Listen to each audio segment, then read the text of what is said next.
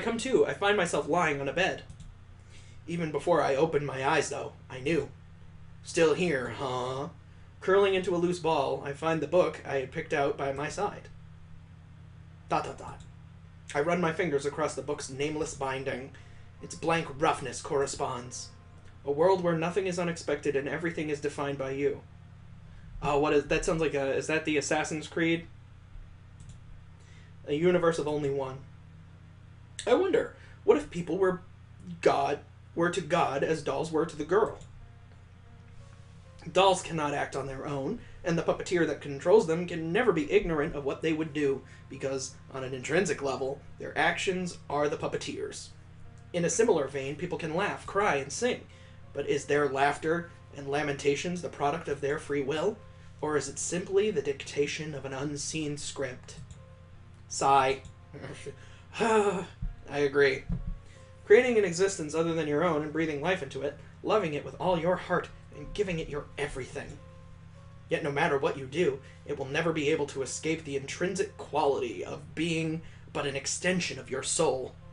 They used intrinsic a little too close to another time they used the word intrinsic.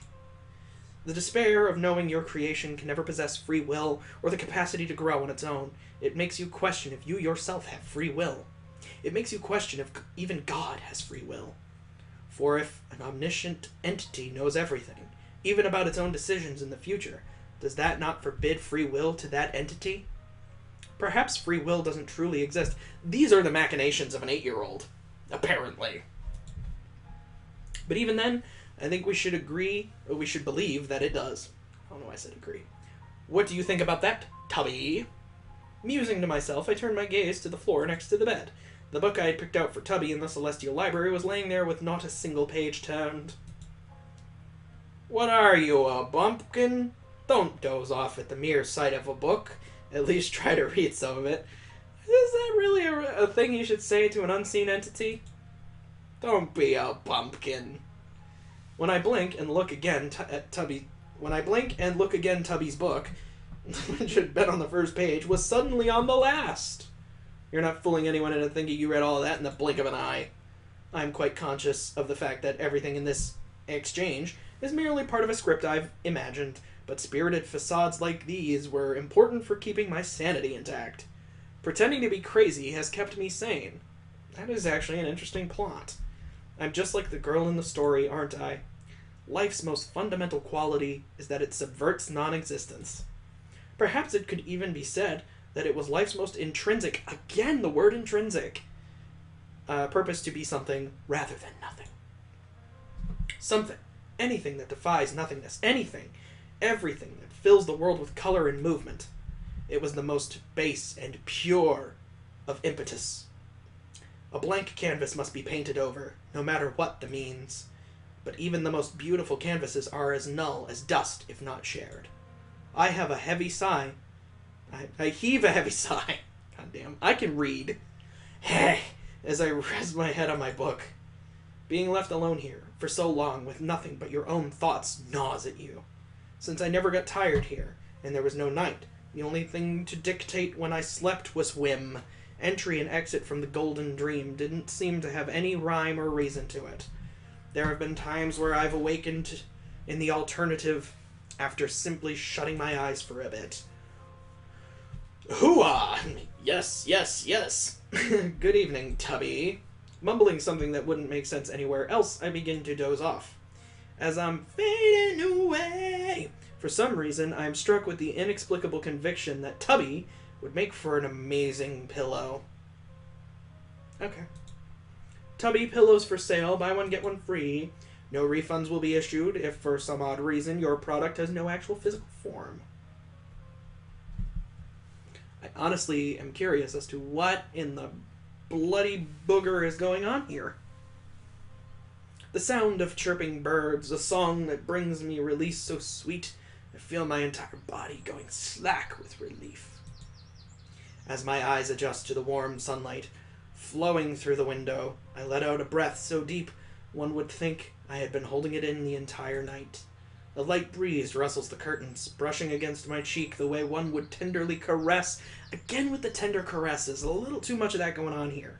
someone to ease them from their slumber. It's probably something few others would ever think about, but the air of the world we live in is alive. It's full of movement, weight, and subtle sense. There is a texture to it that the Golden Dream's ersatz air can never compare to. Ersatz air, huh? I'm back. The sights and sensations of the waking world fill me with a maddeningly familiar hunger, like the desire to gorge on the rich stimuli surrounding me. Speaking of eating, something smells good. The appetizing aroma of breakfast being prepared tickled at my nose, prompting me to slip out of the comfort of my bed. Oh my god, a different image. After wrapping up my morning dailies, I descend the stairs to the kitchen where a bowl of chicken congee already awaited me. Oh my god, a character.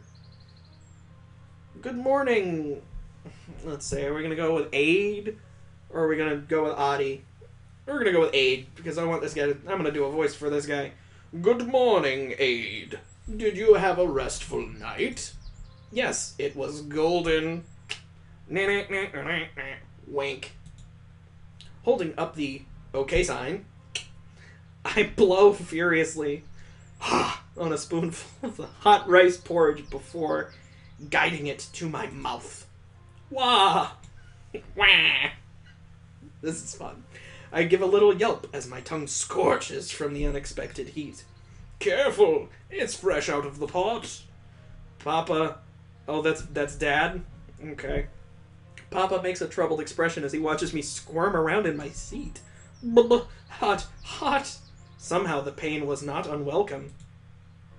This, too, was one of the tiny treasures of ordinary life after all. You seem to be in high spirits today, Aid. Something happening at school? Oh, this game is going to have a school in it? I don't want this game to have a school in it. Papa pushes a glass of water over to me as he prudently wafts his own chow. Once liberated from the kanji's searing heat, I think back to the day before the Golden Dream.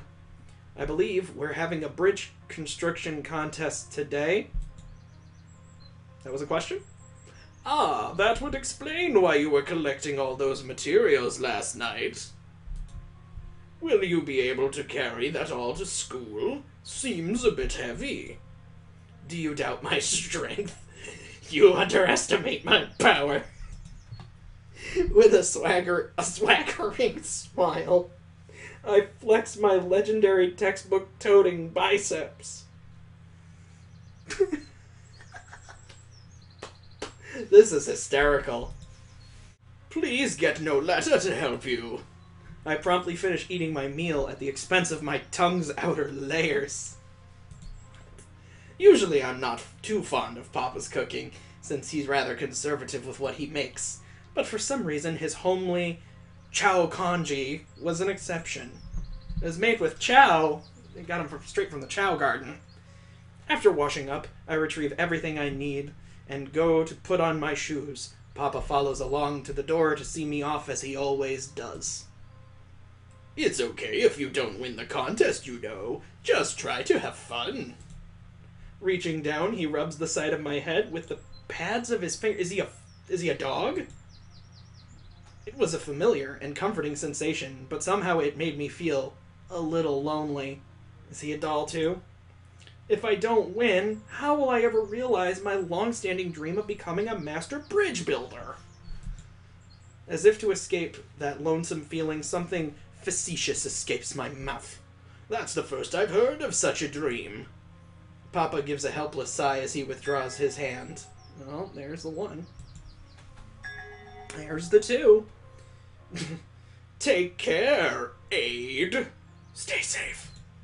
Bye, Papa. See you later. Oh my god, a new image.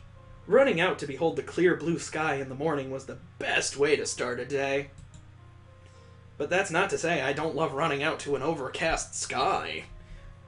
A rainy sky, a misty sky, a windy sky, a snowy sky. They were all lovely. They were all the best. Yeah, sky's pretty great. Although, I've heard that the sky is over. Just saying. I find her at the edge of the sprawling green field, that makes up our property, a figure so still they seem to blend into the very landscape. Oh. What voice should we do for this one? Good morning, Aid. Her rubescent eyes fixate on me as she greets me with a blank expression. Wrong. Wrong! Reaching out with both index fingers, I push the corners of her mouth up. It's kind of rude. Greetings should be done with a smile. Question mark. Noletta inclines her head, causing her snow-white hair to tickle my wrists. Good morning, Aid. A giggle escapes me when Noletta tries again with the oddly charming smile I've shaped with my fingers. Good morning, Noletta. I beam a big smile at her to drive my point home. Noletta Rue, a girl shrouded in mystery to the point where even her age was unknown. We'll go young. She was clearly older than me, though. Yeah. With an appearance that suggested around 14. She's 14. I'm David Pasternak. Despite that, she was very innocent. Alarmingly so, in fact. One time, when we sent her on an errand at the bakery, she almost ended up stealing, utterly oblivious to the concept of exchanging currency for goods. She's an idiot, you see. That's why I like her so much, because she's so dumb. Her presence has the effect of making even the familiar and routine feel new and fresh, as if you were experiencing the world for the first time again. It's strangely liberating, watching Noletta stare in awe at something as simple and mundane as someone kneading dough, for example. The world is full of ordinary treasures that lie unnoticed right before us, only we don't realize it unless it is framed in the eyes of another's innocence. Question mark. Even now, Noletta was staring fixedly at the big bag of materials hanging from my back. Do you remember? We're supposed to bring in materials for a bridge construction project today. To build a bridge, you need materials. Noletta makes an expression of wonder, as if the thought had never crossed her mind. I didn't bring materials. It's okay, I got you covered. I brought enough for both of us. Thanks, Aid. It'll be tasty. It'll be tasty. Well, they're building a bridge. What kind of bridge requires you to use baking materials? Disjointed conversations like this, where it feels like you're not really on the same page with Noletta, aren't uncommon. But that's just because her way of thinking is unique. In this case, when I said I brought enough for both of us, she probably immediately made an association with lunch. She's an idiot. So food's on her mind right now, huh? A question vermicelli friend? Vermicelli friend? Is Brysol already off smelling the flowers? Noletta pauses and stares at me a moment before nodding. He went cooking with Mr. Damaluri. Why am I silly? Wow, perfect score. While it may seem odd at first, Noletta's way of thinking is admirably fluid. Yes, something like this should be admired, shouldn't it? I knew you could do it, yeah! Bouncing on my feet, I reach up and reward her with a happy head pat. That's something you should do to someone older than you. Though it is slight, my praise draws a smile from her. Playing with Noletta is the best. It's fun going along with her train of thoughts. Anyhow, Brysol was Noletta's older brother. Both of the Rue siblings were quite unversed in the world for their age. It's something I've wondered about ever since they came to reside on our property around a year ago. Okay, let's go meet up with the others. Great. More characters. I often think about it, though. Noletta's in a lower effective grade than me, despite being a fair deal older. It's true that my physical age reflects little due to the time I've spent in the Golden Dream, but if I'm ahead of my time because of the Golden Dream, for what reason could Noletta be behind hers? I study Noletta's expressionless profile quietly as I walk by her side. Noletta, Aid. Oh, we got another character. A voice that conjured the image of an excited puppy. Okay, well, let's see. What's a good excited puppy-sounding voice?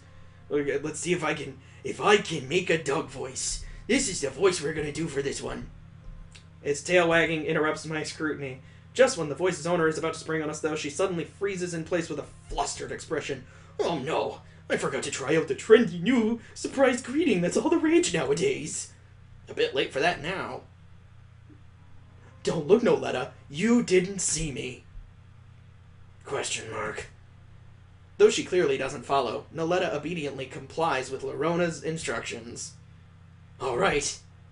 Romping behind her, Lorona throws her hands off over Noletta's eyes. Who is it? Ah, it went dark. Guess who it is? Guess who it is? This is so silly. Aw. I don't know. Object permanence is something you develop when you're an infant, Noletta. I'll give you a hint, Noletta. It starts with an L and ends in an A. Oh, and you love eating it. Starts with an L, ends with an A, and is yummy. Lasagna. Wah! Wah! Don't turn me into a pasta casserole. Lasagna. Paying Lorona no heed, Noletta takes hold of one of the hands covering her eyes and stuffs it in her mouth. Nom. Gah! Don't eat me! It's Lorona! Lorona, I tell you! Lorona flails in a panic as Noletta latches on with her teeth.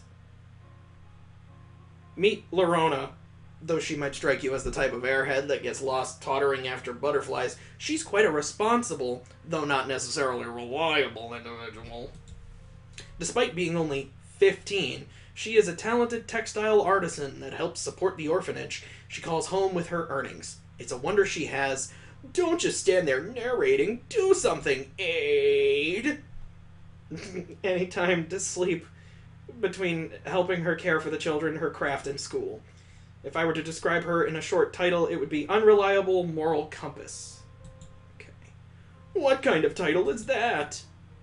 Doesn't taste like lasagna.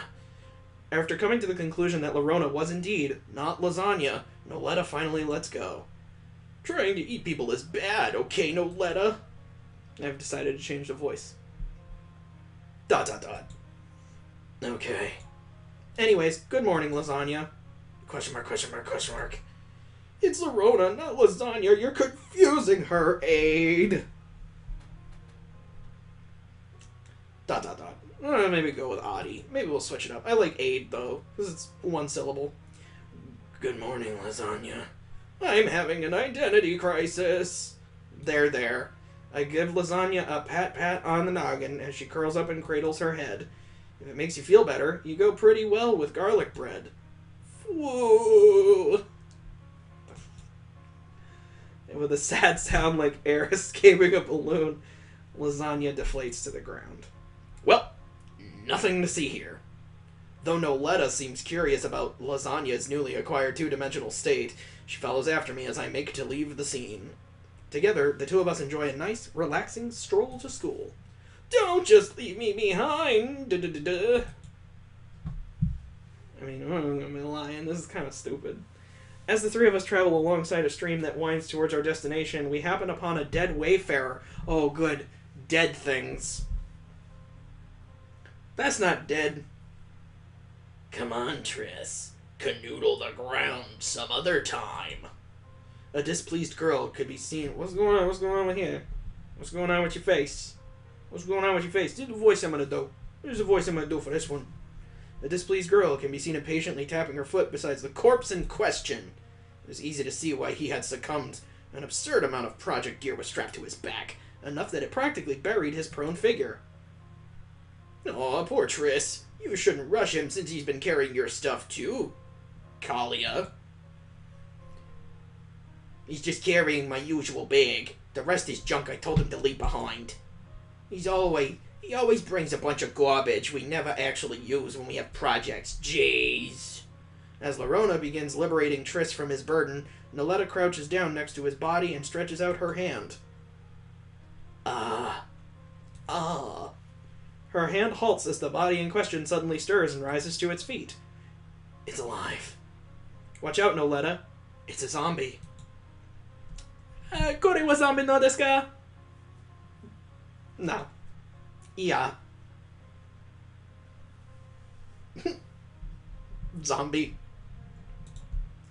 It's a reanimated corpse that likes eating people's brains. ... Trying to eat people is bad, Mr. Zombie. Faced with Noletta's inexplicable admonishment, Triss seemed at a loss. Hope you enjoyed your nap. These two were the 11-year-old Lyrit twins, Kalia and Tristan. Though we make an effort to walk to school together with the Lyrits, we make an effort to walk to school together, the Lyrits were habitually late, making today a rare occurrence where all 5 of us were present. As for why Triss was carrying Kalia's bag in addition to his own load, it was simple. Kalia had no arms to speak of below the elbows. Wounds from the fire of collapse that befell 9 years ago, there were many in Sockatrine who bore similar disfigurations. Triss, as well, had not remained unscathed. The smoke from the prismatic flames of that day had stripped him of his voice, rendering him mute. And yes, I don't have to come up with another voice. Always on the move, with new things happening in their presence all the time, it made me want to continue watching them, to see where they go, and where they might take me. Wow, spring's really showing its full colors early this year. Wandering over to a wayside willow, Lorona marvels at the bed of flowers nestled under its eaves. Aha, I know. Over here, Noletta. Lorona waves Noletta over after picking several flowers from a particularly bountiful patch. Question mark. I'm going to teach you something nice, so listen up. I forget to do the voices sometimes, but that's okay. Taking Noletta's hand in hers, Lorona threads a flower between her fingertips. One way to show people you care about them is to place a flower in their hair, like this. Gently handling Noletta's hand, Lorona guides the flower up and through her carroty locks? Get it? After examining her newly changed appearance for a bit, Noletta nods. If you understand, then show me. Lorona entrusts the rest of the flowers to Noletta with a smile. I hope she eats them. ... After gazing at the flowers for a while, Noletta seems to come to some sort of conclusion. Kalia, Triss, I care about you. You don't have to listen to everything Lorona tells you, you know. Yeah, I don't know why he's turning into Joey Wheeler. Or specifically Little Karibo's Joey Wheeler. In contrast to Kalia's flustered reaction, Triss expresses himself with a heartfelt bow, as if he had been graced by an angel. Guess it's my turn next. As Noletta reaches out with the last remaining flower, though, I'm cast with a spell of whimsy. At the last moment, I tilt my head to the side, causing her to miss. Oh, deked her out. Question mark. Noletta attempts to place the flower in my hair again, but I pull away once more. Ah, damn, jukin'. You won't let me. Nope. ... Let me. Undeterred, Noletta tries to put the flower in my hair again. Noletta can be quite stubborn at times. I think maybe you, Aid, are being kind of a jerk. Let her put the flippin' flower in. I mean, what the hell? But I just don't feel like letting her have her way. Oh. The last remaining flower. Okay, fine. Didn't feel like that for long. With a shrug, I stop moving and keep still. But just as she's about to thread the stem through my hair, I pluck it out of her hand, reaching up and setting it upon her snow-white tresses instead. Ah. Putting a finger to her lips, I stuck my tongue out at her. Gotcha. I smile and wink, triumphantly. ... Uh-oh, she looks pretty upset. Time for the murder. A pale white flower suits you. Far more than me, anyways. ... Question mark? After puzzling over my words for a moment, Noletta nods quietly to herself. I need to find a flower that suits Aid. How sad. It seems there aren't any flowers left around here for picking. We live in a barren wasteland. Shame. I'm going ahead. Alright. Wait! Triss still needs help carrying his stuff. But Noletta doesn't seem to hear. Ah! Aid! Kalia! Could one of you lend us a hand? I shouldn't keep calling it aid. Maybe aid is a bad... I'm going to call it Ade. I want to go with Ade. Just to save myself from stealing a joke. Exchanging a glance with me, Kalia dangles her empty sleeves with a shrug before skipping off ahead. Okay, so she doesn't have anything below the elbow. The elbow's right here. She can't close her pits around a backpack? Not that I'm saying have the armless girl carry her own stuff. I'm just asking. This calls for immediate evasive action. You got this, big sis Larona. Snapping my index fingers at her, I turn on my heels and bolt. Hey! Don't only pull the big sis card when it's convenient. Upon catching up to Kalia's side, I slow to a stroll. As if in agreement that we had witnessed nothing, the two of us mosey along in silent solidarity. Though I have to say, it's pretty funny how good of a mood Noletta's simple act has put Kalia in. You know, it's not just Noletta. Bending forward to get a good angle on her face, I gaze into Kalia's eyes. I care about you too. What? Shut up, I'm not stupid. You're trying to tease me again like you always do. You're such a little troll. How dare you? I am a sweet young girl.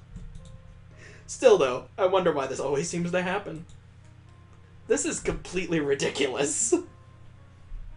Up ahead, Noletta was poking through the bushes in search of flowers. Oh, dead. Far behind, Larona and Triss are floundering around under the weight of their cargo. Under the promise of budding trees, we once again failed to travel to school as a proper group of 5. Silly.